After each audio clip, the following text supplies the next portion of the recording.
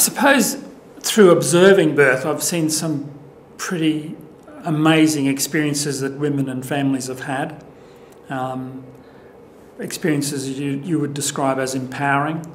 So women finding a real sense of self-fulfilment through going through labour and birth, becoming a person, growing as an individual, and feeling strong about themselves. I've had a couple of individual experiences that have confirmed that to me really strongly.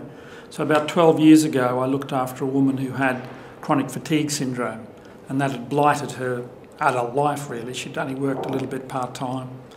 She got pregnant and wanted a home water birth, and asked myself and a colleague to look after her. And she wasn't a suitable candidate from a medical perspective for that, because she was 40 years old or so, having her first baby. She had this chronic fatigue illness that was considered a bit of a risk factor, that maybe she should have a hospital birth and so on. In other words, the medical profession would probably see her as relatively high risk. But she wanted a home water birth, so we said we'd provide that care for her. And I just saw in the course of the pregnancy how she flourished, how she actually had a remission of some of her symptoms of fatigue.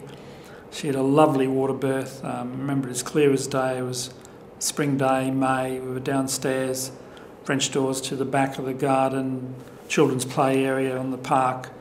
All that was going on. It was a Sunday morning, and she had this wonderful water birth, and it was just such a positive experience. And when you have the opportunity to assist a woman with that choice and see a difference it makes to her, you know, it makes your professional role so fulfilling.